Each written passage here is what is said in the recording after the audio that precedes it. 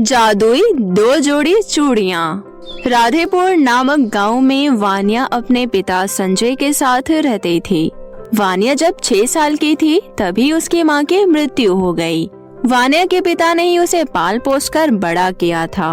वानिया के पिता चूड़ी बेचते थे और उसे जो पैसे मिलते थे उन पैसों से अपना गुजारा करते थे।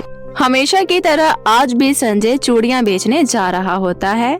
तभी वानिया अपने पिता से कहती है, पिताजी, मैं जानती हूँ कि आप कितनी मेहनत से चूड़ियाँ बेचते हैं, तब जाकर थोड़े बहुत पैसे मिल जाते हैं। लेकिन पिताजी, मेरे सारे कपड़े पुराने हो गए हैं। क्या आप मेरे लिए एक सस्ती सी फ्रॉक ला सकते हैं? बेटी, मुझे घर की परिस्थितियाँ अच्छे से पता है। मैं अपनी बेटी को सामान्य जीवन नहीं दे पा रहा हूँ। मैं आज पास वाले गांव में चूड़ियाँ बेचने जा रहा हूँ और आते वक्त वहाँ से अपनी प्यारी बिटिया के लिए एक सुंदर सा फ्रॉक लेके आऊंगा। उसके बाद वानिया के पिता पास के गांव में चूड़ियाँ बेचने चले जाते हैं। उस गांव के सभी औरतों को उनकी चूड़ियाँ बहुत अच्छी लगती है। आज हर दिन से ज्यादा चूड़ियों की बिक्री होती है। वानिया के पिता बहुत खुश होते हैं और वानिया के लिए एक सुंदर सी फ्रॉक लेकर आ रहे होते हैं। कुछ देर चलने के बाद वानिया के पिता को कुछ गुंडे घेर लेते हैं और उन्हें चाकू मार मार कर सारे पैसे लेकर चले जाते हैं। दूसरी तरफ वानिया अपने पिता का घर पर इंतजार कर रही होती है क्योंकि रात बहुत ज्यादा हो गई थी। अभी तक पिताजी नहीं आए हैं। कहीं वो किसी मुसीबत में तो नहीं है? पास वाले गांव में ही तो गए हैं। फिर आने में इतना टाइम कैसे लग सकता है? मुझे बहुत डर लग रहा है। बस पिताजी जहाँ हो ठीक हो।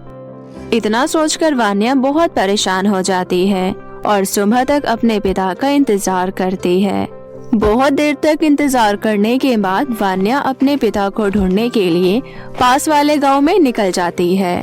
तभी रास्ते में वानिया को अपने पिता की लाश मिलती है। वानिया अपने पिता की लाश देखकर फूट फूट कर रोने लगती है। पिताजी, आपकी ये हालत किसने की है? ये लोग कितने बेरहम हैं, आपको जान से मार दिया। पिताजी, आप मुझे अकेले छोड़कर कैसे जा सकते हैं? अब मैं आपके बिना कैसे रहूंगी पिताजी? इतना कहकर वानिया बहुत रोती है। आसपास खड़े लोग वानिया को बहुत समझाने की कोशिश करते हैं। वानिया खुद को संभालती है और कुछ समय बाद अपने पिता का अंतिम संस्कार कर देती है। पिता के जाने के बाद वानिया उदास रहने लगती है। घर में कमाने वाला कोई नहीं था, इसलिए घर में राशन का एक भी दाना नहीं था। 2 दिन से वानिया पानी पी पी कर अपना गुजारा कर रही थी। मैं कब तक ऐसी बैठी रहूंगी? लगता है मुझे भी पिताजी की तरह चूड़ियाँ बेचनी पड़ेगी। अगर चूड़ियाँ बिक जाएगी तो घर के लिए राशन खरीद लूंगी। हाँ, यही ठीक रहेगा। इतना कहकर वानिया घर में बची चूड़ियों को लेकर बेचने चली जाती है। वानिया अपने चूड़ियों को लेकर सड़क के किनारे बैठ जाती है। वानिया आवाज लगाकर अपने चूड़ियाँ बेचने की कोशिश करती है, लेकिन उसकी चूड़ियाँ खरीदने कोई नहीं आता। तभी वानिया एक लड़की के पास अपनी चूड़ियाँ लेकर जाती है और उससे कहती है, देखिए दीदी, कितनी सुंदर और फैंसी चूड़ियाँ हैं, मात्र 40 रुपए के दर्जन। कृपया दीदी, आप मुझसे ये चूड़ियाँ खरीद लो। मेरे से दूर हट गरीब लड़की, तेरे में से कितनी गंदी बदबू आ रही है। मैं क्या तुझे 3rd क्लास चूड़ियाँ खरीदने वाली लड़की दिख रही हूँ? मैं ब्रांडेड चूड़ियाँ खरीदती हूँ, न कि सड़क की लोकल चूड़ियाँ। निकल यहाँ से, पता नहीं कहाँ से आ जाते हैं लोग। इतना कहकर घमंडी लड़की वानिया को वहाँ से भगा देती है। वानिया 2 दिनों से भूखी होती है। तभी एक औरत कुत्ते को बिस्किट देकर जाती है और उसे देखकर वानिया कहती है, मुझसे अच्छी किस्मत तो इस कुत्ते की है। इसे सब खाना डालकर जा रहे हैं और एक मैं हूँ जो 2 दिनों से भूखी हूँ।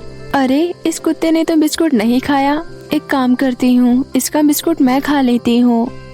वानिया कुत्ते का बिस्कुट खाने वाली ही होती है। तभी वहाँ से 2 लड़कियाँ निकिता और छाया आती है और उससे उसके चूड़ियों के बारे में पूछने लगती है। दीदी, मेरी चूड़ियाँ 40 रुपए की दर्जन है। देखो, तुम्हारी चूड़ियाँ सुंदर तो है, लेकिन बहुत महंगी है। अगर तुम 40 के 2 दर्जन दोगे तो बात करो, वरना रहने दो। कुत्ते के बिस्किट खाने से अच्छा वानिया अपना नुकसान सह लेती है और 40 रुपए में 2 दर्जन चूड़ियाँ बेच देती है। वानिया अपने लिए खाना खरीदकर घर के तरफ जा रही थी। तभी रास्ते में उसे एक बूढ़ा आदमी दिखता है। बूढ़ा आदमी बहुत परेशान लग रहा था। तभी वानिया उसके पास जाती है और उसे कहती है, अरे बाबा जी, आप इतने परेशान क्यों हो? बेटा, 4 दिन पहले ही मुझे मेरे बेटे और बहू ने घर से भगा दिया है। तब से मैं इधर उधर ठोकरें खा रहा हूँ। मैंने लोगों से खाना मांगा, लेकिन किसी ने भी मुझे कुछ खाने को नहीं दिया। बहुत भूखा हूँ मैं। बाबा जी, मैं अनाथ हूँ, मेरा भी इस दुनिया में कोई नहीं है, इसलिए आप मेरे साथ मेरे घर चल सकते हैं। मैं अपने लिए खाना लेकर जा रही थी, लेकिन आप ज्यादा भूखे हो, इसलिए आप ये खाना खा लीजिए। वानिया की बात सुनकर बूढ़ा आदमी अचानक परी के रूप में बदल जाता है। तभी परी वानिया से कहती है, वानिया, मैं पिछले 1 हफ्ते से लोगों से मदद मांग रही हूँ, लेकिन किसी ने भी मेरी मदद नहीं की, सिर्फ तुम मेरी मदद के लिए तैयार हुई। वानिया, मेरे 2 जोड़ी सोने और चांदी की चूड़ियाँ ऐसी जगह है जहाँ से चूड़ियाँ वही व्यक्ति ला सकता है जिससे धन दौलत का लालच ना हो। क्या तुम मेरी मदद कर सकती हो? वानिया उस परी की मदद करने के लिए तैयार हो जाती है। परी के कहे रास्ते पर चलकर वानिया वहाँ पहुँच जाती है। वानिया वहाँ पर एक जोड़ा जादुई सोने की चूड़ियाँ देखती है और एक जोड़ी जादुई चांदी की चूड़ियाँ देखती है। तभी जादुई सोने की चूड़ी में से आवाज आती है, हम जानते हैं कि तुम हमें अपने साथ लेने आई हो, लेकिन पहले तुम्हारी परीक्षा होगी। तुम्हारे सामने एक सवाल है और तुम्हें उसका सही सही जवाब देना होगा। अगर तुमसे ये कहा जाए कि तुम्हारे पास सुख ही सुख होगा, क्या तुम इस बात पर यकीन करोगी? नहीं जादुई चूड़ियाँ, मैं इस बात पर कभी भी यकीन नहीं करूँगी। जिंदगी में सिर्फ सुख नहीं रह सकता, क्योंकि सुख और दुख दोनों एक दूसरे के साथ ही होते हैं। तुमने बिल्कुल सही जवाब दिया है, इसलिए अब तुम हमें अपने साथ ले जा सकती हो। हम दोनों जादुई चूड़ियाँ तुम्हें बहुत सारे धन दौलत देंगे। अब तुम्हारी जिंदगी में कभी भी पैसे की कमी नहीं होगी। हाँ, लेकिन तुम ये सोने की चूड़ियाँ और चांदी की चूड़ियाँ उस परी को मत देना, तुम हमें अपने पास रखना, ठीक है? नहीं नहीं, मैं ऐसा बिल्कुल भी नहीं करूँगी। मुझे धन दौलत का लालच बिल्कुल नहीं है। मैं ये जादुई सोने और चांदी की चूड़ियाँ परी को ले जाकर ही दूंगी। परी ने मुझ पर भरोसा किया है और मैं उनका भरोसा नहीं तोड़ सकती। ठीक है, तुम हमें अपने साथ ले जा सकती हो और परी को दे सकती हो।